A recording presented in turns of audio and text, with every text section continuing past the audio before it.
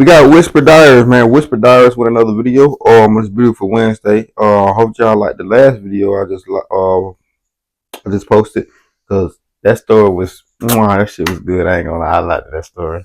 But let's go ahead and get into it. Whisper Diaries, man. Make sure y'all get this video a thumbs up, tweaking. Y'all be tweaking on y'all be tweaking on the thumbs up. I ain't gonna lie. What the fuck y'all coming over here for? And then just looking at the video and leaving. Nigga, like the video. I was 18 and had just moved into a new state to start college soon. I only had a few days before classes started, but I wanted to explore a little while I had the chance. The area around the campus was full of forests and hills with tons of outdoorsy stuff to do, so I found a trail that I thought looked nice and drove down one afternoon to walk it. What the fuck? Online it said it was only a 2-hour trip, so I didn't bring much, only a camelback for water. That's it? There were no other cars parked at the specific spot, which made me assume nobody else was on it. But not far in, I walked past another hiker. He was sitting on a fallen tree off the side of the trail and nodded his head at me as I passed by. It looked like he was on his way out because he was sweating and looked somewhat dirty, like he'd been outside for a while already. Damn. I kept walking for about 30 more minutes, just keeping to myself and listening to music, when out of nowhere, I heard a man's voice yelling. I turned around and saw that same person I'd passed, waving at me to get my attention. I stopped and waited as he jogged up to me. He said the trail name I was on in a questioning manner, and I responded, yeah, that's the one I'm following. He then pointed to my right. I looked out, and going into the trees was another trail. It looked pretty much identical, as neither trail was more than just a thin line of dirt. People tend to get lost in this section, going down the wrong way. I smiled and thanked him, but it definitely was a bit odd.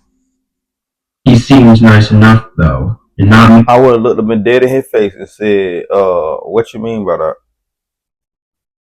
Mean to be anything. I'll take that as a threat. That's just as I started walking down the trail he told me to, he continued along behind me. He explained that he's lived here for years and walks this path almost every day. Red flag. And hates to hear about new hikers getting lost out there. Red flag. I guess it made sense to me at the time, and I kept up with the small talk, not really having any choice since he was right behind me. But after a few minutes, the conversation fizzled out, and we just walked in silence for a while, still right by each other, but just not talking. The trail went straight for a long time, and it was after a good 45 minutes that I realized how far we'd walked. Knowing it was only supposed to be a 2-hour trail, I thought by now it would have started looping around. While I was just starting to think about this, I stumbled over something. It was a rusty railroad track, half buried in the dirt. I was surprised and looked back up, seeing not too far away from the trail an abandoned mine. It was this small hole going into the hill with 3 old wooden beams around the entrance and some railway tracks going into it. I don't know about all that. I walked up and looked inside, but the light from outside didn't go very far at all. It was pitch black, with no way to know how far down it went. As I stood outside the entrance, the man came up behind me. I turned around and saw him standing just a couple feet from me, but his face was straight, and I don't know how to describe it, but he no longer had that harmless look. Go in, he said in an eerily monotone voice that was nothing like how he was speaking before. Oh my God. It was demanding and terrifying. I took off running without hesitation. He tried to reach out and stop me, but once I got a few feet away, I didn't hear him chasing me. He ain't got no gun. As I entered the trees, I looked back. If the person that's, with y'all, like they got y'all hostage or anything that you feel threatened, They ain't got no gun. Man, how ass. You would rather, man, look, run away from the gun. I mean, run away from the knife. Stay there for the gun. I forgot what movie I got that from. Gone. The Irishman. Went The Irishman. Right into the abandoned mine. Robert De Niro, Al Pacino album. I ran all the way back to the first part of the trail, then got back to my car and left the forest. That being my first real experience outside of my hometown was really unfortunate, but I think it taught me a lot. Don't trust everybody. I blindly trusted a random person I just met, and it could have been the last thing I ever did. Yep. If I went into that mine, I don't think I would have ever left. Hell no. You would have been done going in there. Always do. Me personally, I don't trust motherfuckers. Mobile app. Easily send invoices on the go. You gotta gain my trust.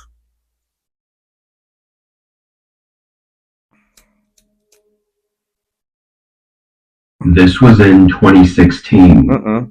I was living alone in a small home on the countryside. Rarely would anyone come by my house, unless it was a delivery person. This day I had gotten out of work at 8 and made the long drive home, arriving around 9. As I went down the dirt driveway and got up to my house though, a woman was standing at the front door. I was rightfully startled to see someone at my house so late in the day, and there wasn't even a car anywhere. I parked on the driveway and got out, cautiously looking around as I walked up to the front door. The woman looked like she was in her late 20s and had a large smile on her face, waving at me as I approached her. "What are you doing here? I think you have the wrong house." She better have. I said, stepping past her and putting myself between her and the front door. She said she was trying to get some directions from here to get into town. It was a strange request, since she had no car, and it didn't answer the question as to why she was way out here at my house. Regardless, I told her to go down to the road and make a left, and that it would take her all the way into the center of town. She looked at me, still smiling, and thanked me, but instead of walking away, she tried to keep talking to me. Oh, buddy. It was unmistakably in a flirty manner, which in this context was almost creepy in a way. Oh, God, no. I tried to cut off the conversation multiple times, but then I don't know if it's me, but older women scare me when they be trying to flirt. I'm not gonna lie to y'all. But you got some straightforward women that will flirt with y'all, but nah. Yeah, no. She asked if she could stay with me. Sometimes turn me on the pen. A little bit. I obviously said no. She still smiled though and tried to convince me, but I again stated that I would not let her in.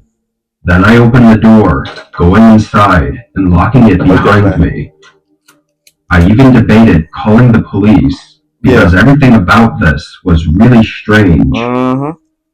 However, I heard her walk off the porch and watched out the window as she went down the driveway and faded out into the dark, heading toward the road. Seeing she finally left, I left the window and grabbed a drink, then sat on the couch and tried to forget about it.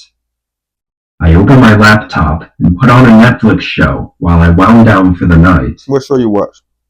I was really tired and I dozed off maybe 15 minutes in, but shot awake to a knock at the door. There was only a few seconds before they knocked again, and then a woman's voice called out, asking for me to come to the door. I knew it was the same woman from earlier, but I got up, and rather than going to answer the door, I went to the window. I was just going up to confirm it was her before calling the police to take care of this. But when I looked out the window, there were almost a dozen men standing outside my house. Some were scattered around in the trees on the side of the drive. A dozen, man, my guy?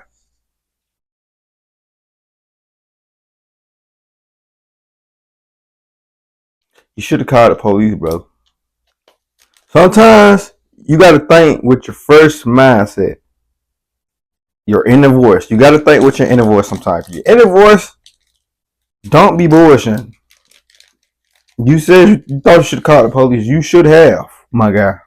Jesus. If you ain't got no weapons, which that too, you should have weapons. The 10 guys, shit. If I'm standing in the woods, brother, just know I got something on me. They gon' I ain't talking about nothing that 9mm, 10mm. I got some 7.62, 380s, anything you want. And they automatic. That's all I'm gonna say. And others were right up near my house, waiting by the porch. I called the police and was literally shaking as I waited, hearing them moving around the house and talking to each other. One of them mentioned something about another house, but I couldn't figure out anything else on why they were here. Yeah. They never tried to break in, though. The woman kept knocking and calling out for me, but that was all.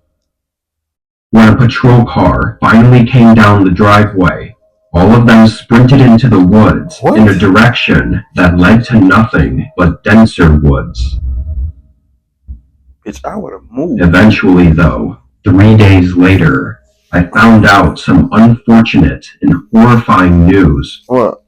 One of my neighbors that lived in a house down the road was missing. After no sign of him, they found his front door unlocked, and his house looked normal, like there was no forceful break-in. I think he may have fallen victim to exactly what happened to me, which makes my encounter with those people even more terrifying, knowing that I could have been missing right now, too. That's correct. He probably OD dead. I ain't gonna lie to you. Shit, 10 people. Imagine 10 people pull up at your door. I'm rocking shit. If you weren't the police. I'm an Uber driver in my city and was working a later shift than usual this night. I didn't experience 10 police at my front door.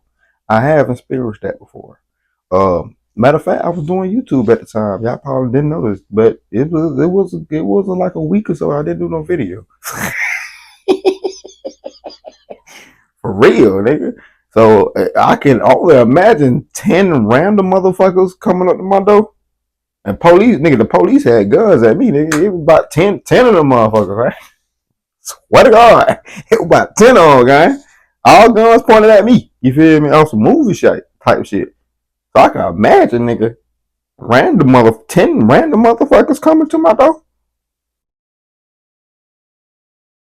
They ain't the police. I'm blowing their ass down. Not even gonna lie to y'all. I'm blowing their ass down, bro. So I didn't get started until well 8 p.m. This was my first time ever working this late, so I didn't really know what to expect as far as how busy or not busy it was going to be. I got my answer pretty quick, though, because by 11, I'd only done 4 drives. I was even thinking about switching over to Uber Eats for the night and seeing if I had better luck there. But then another pickup request came through. It was a 35-minute drive, which was good for me because it meant I'd get paid more. I accepted it and pulled into the pickup location. It was a train station a few minutes from me. I drove through the parking lot slowly, looking around for any signs of the person. I know I speak for all my Uber Eats people. I never did Uber Eats before, or none of that, but I don't understand they paying when they be having to go 35 minutes without no tip. That's fucked up.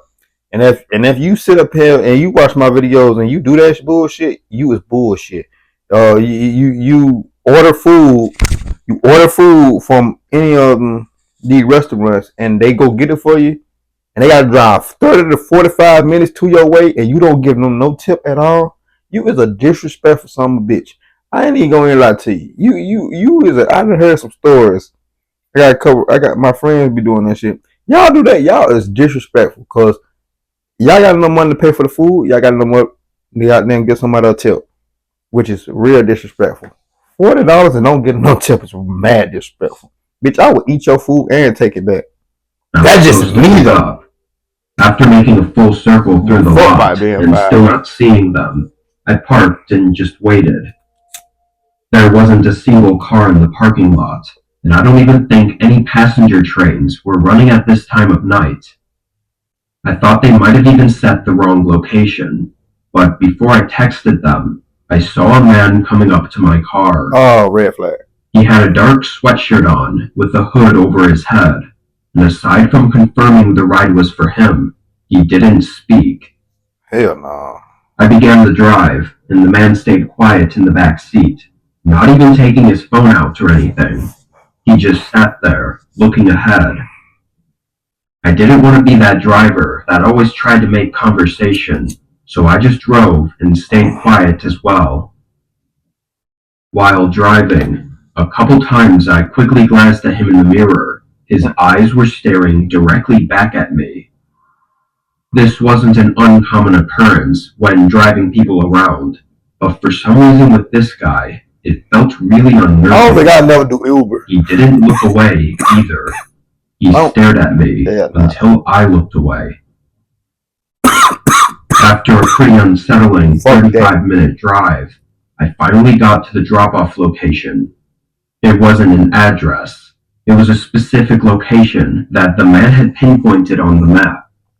This specific location was at the end of an open field that was covered in dense fog.